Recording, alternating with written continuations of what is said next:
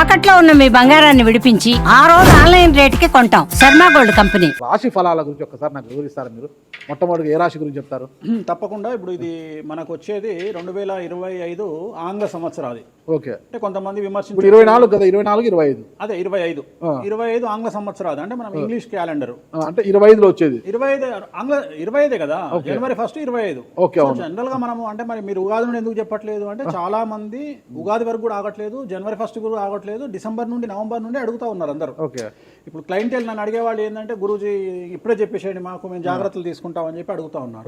So అందుకనే 2025 సంవత్సరం ఆంగ్ల సంవత్సరాది అంటే జనవరి 1 నుండి ఎలా ఉండబోతుంది అనేది మనం ఒకసారి చూసుకుంటే, అన్నిటికంటే ముఖ్యంగా ఈ వచ్చేటువంటి సంవత్సరం పేరు శ్రీ విశ్వావసునామ సంవత్సరము. విశ్వావసునామ సంవత్సరము. సో రాబోయేటువంటి ఎందుకు గురుగారు అది వస్తుంది పేరు 60 సంవత్సరాల్లో ప్రతి సంవత్సరం ఒక్కొక్క పేరు వస్తుంటది.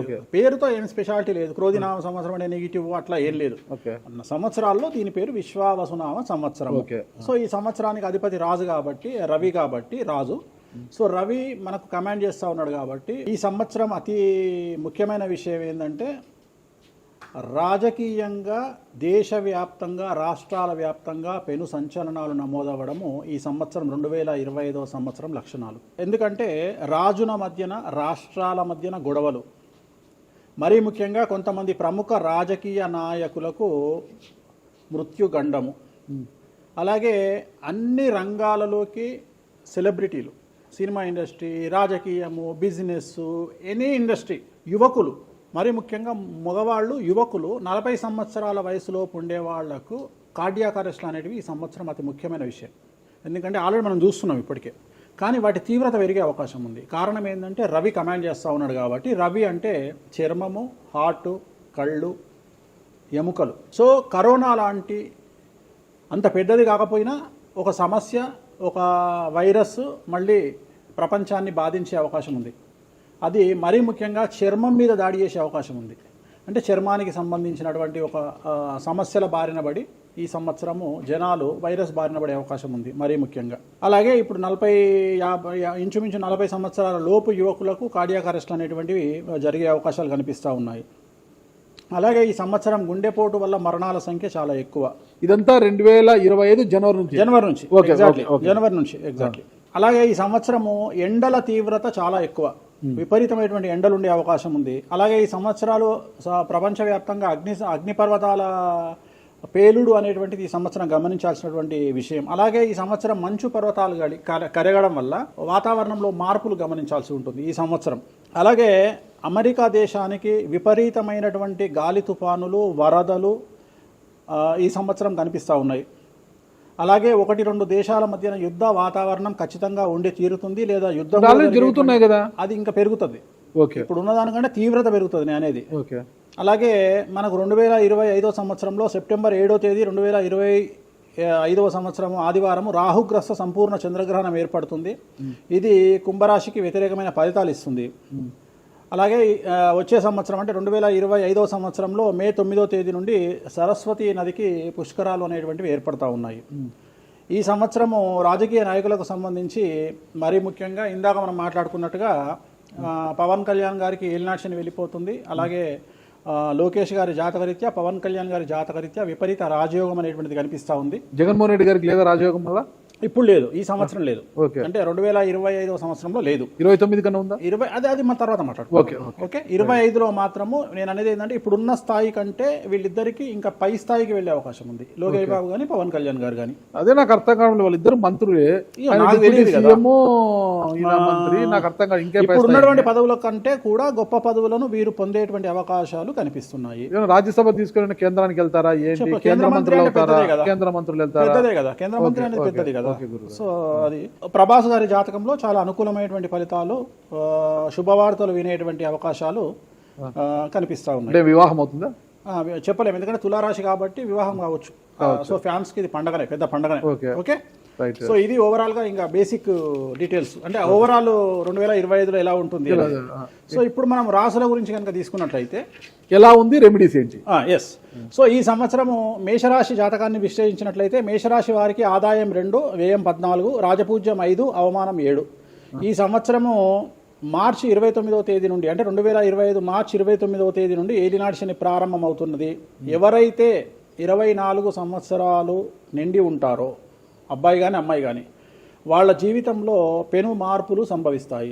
మరీ ముఖ్యంగా తల్లిదండ్రుల్లో ఒకరికి ప్రాణగండం అనేటువంటిది లేదా ఆరోగ్యపరమైన ఇబ్బందులు, అలాగే పోలీసు లేదా కోర్టు కేసులు, సమాజంలో సంఘంలో చెడ్డ పేరు రావడం, ఉద్యోగంలో బదిలీలు, బంధువుల వలన సమస్యలు, వాహన ప్రమాదాలు ఏర్పడే అవకాశం ఉంది. అలాగే విద్యార్థులకు విదేశీ యానము మరియు చదువులో ఉత్తీర్ణత, అలాగే ఉద్యోగం లేని వారికి ఉద్యోగం రావడము, అవివాహితులకు వివాహయోగ సూచనలు మరియు సంతానం లేని వారికి సంతాన ప్రాప్తి, అలాగే వ్యాపారస్తులకు విపరీతమైనటువంటి లాభాలు కానీ ఇన్కమ్ ట్యాక్స్లు లేదా జిఎస్టీల పరంగా సమస్యలు ఏర్పడతాయి. అలాగే రైతులకు ఆశించిన దానికంటే దిగుబడి రాబడి పెరుగుతుంది. 4వది కర్కాటక రాశి. సో 4వ రాశి అయినటువంటిది కర్కాటక రాశి. 2025వ సంవత్సరంలో కర్కాటక రాశి ఆదాయం 8, వ్యయం 2, రాజపూజ్యం 7, అవమానం 3. కర్కాటక రాశి వారికి అష్టమ శని వెళ్ళిపోతుంది. ఇంట్లో అష్టమ శని వెళ్ళిపోయి 9వ ఇంట్లోకి శని వెళ్తున్నాడు.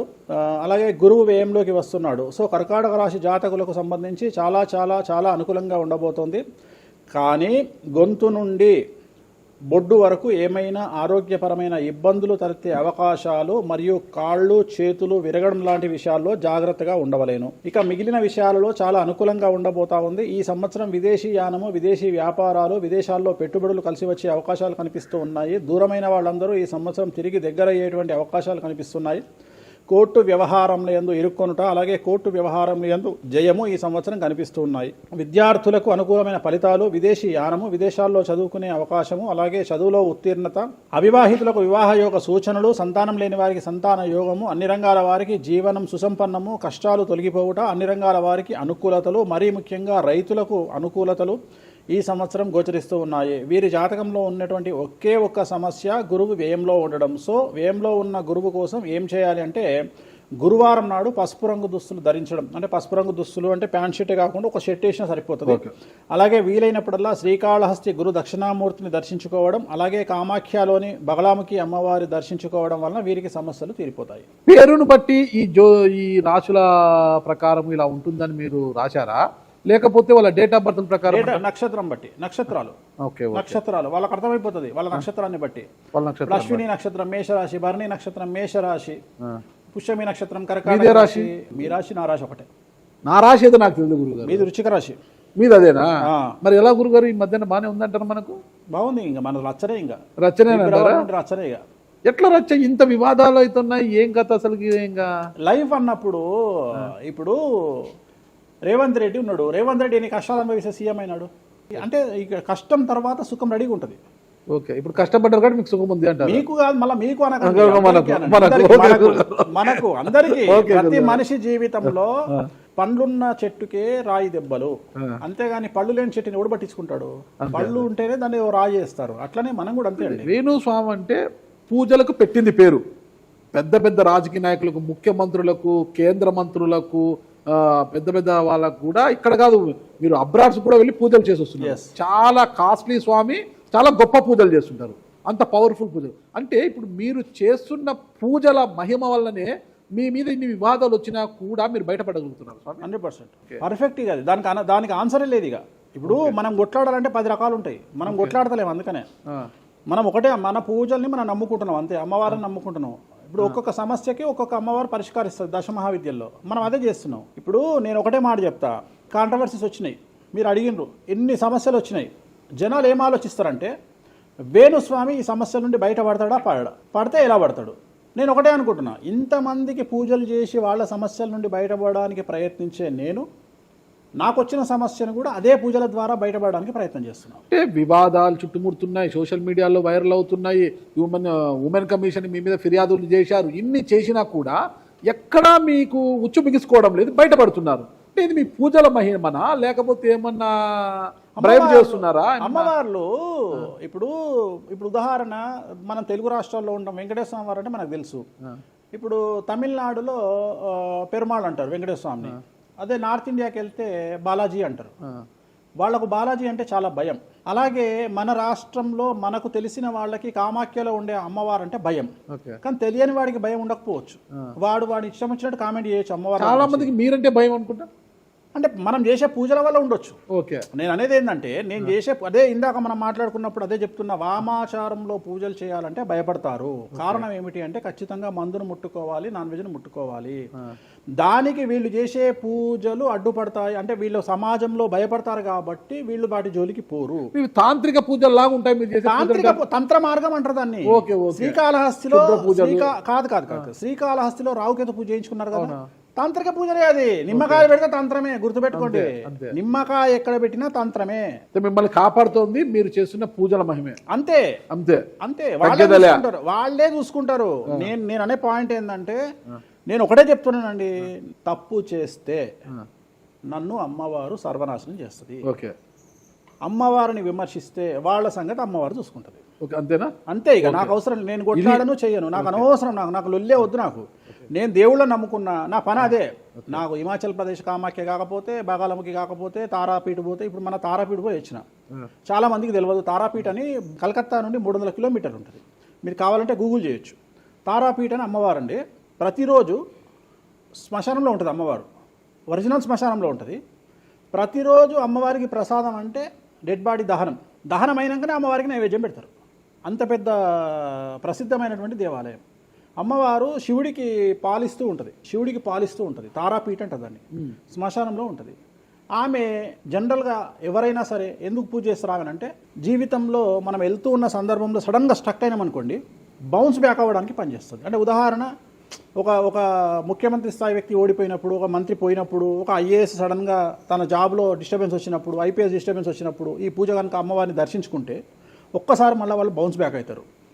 అంటే బిగ్ బ్యాంగ్ థియరీ అనేది అక్కడ పనిచేస్తుంది. మనం మళ్ళీ ఒక్కసారి బౌన్స్ బ్యాక్ అయ్యి ముందుకు దూకడానికి అమ్మవారు పనిచేస్తుంది. నేను సజెస్ట్ చేస్తుంటాను చాలామందికి, వ్యాపారంలో స్టక్ అయినప్పుడు, లేకపోతే ఉద్యోగంలో స్టక్ అయినప్పుడు, అట్లా స్టక్ అయినప్పుడు అయితే మీరు తారాపీఠ వెళ్ళి దర్శనం చేయించుకోండి. అక్కడ దర్శనమే, పూజలు ఉండవు, జస్ట్ దర్శనమే. అమ్మవారికి పోయి దండం పెట్టుకొని వస్తే చాలు, ఒక్కసారి మళ్ళీ వాళ్ళు బౌన్స్ బ్యాక్ అవుతారు. ఒక పాయింట్కి నాకు ఆన్సర్ చెప్పి ముగించేసా, చాలా కాలాతీతమైంది. చివరికి ఇరికిస్తున్నారా ఇది? లేదు ఏం లేదు. ఇప్పుడు ఏపీలో అంటే గత ప్రభుత్వ హయాంలో, వైసీపీ హయాంలో వీళ్ళ మీద కేసులు పెట్టారు. ఇప్పుడు వీళ్ళ అధికారులు వీళ్ళ మీద కేసులు పెడుతున్నారు కదా. ఈ కేసుల పరంపర ఇలా కొనసాగి జగన్మోహన్ రెడ్డి గారు జైలుకి వెళ్ళే అవకాశం ఉంది. వచ్చే సంవత్సరం మే 9వ తేదీ వరకు అవకాశం ఉంది, దాటితే లేదు. ఇది ఓవరాల్గా వేణుస్వామి గారు ఇచ్చారు. మీకు ఏదైనా అనుమానాలు ఉన్నా డైరెక్ట్గా వేణుస్వామి గారికి ఫోన్ చేయండి, మీ అనుమానాలను నివృత్తి చేసుకోండి. థ్యాంక్ యూ గురుగారు, నమస్తే. ఓకే. ఓం నమో వెంకటేశాయ.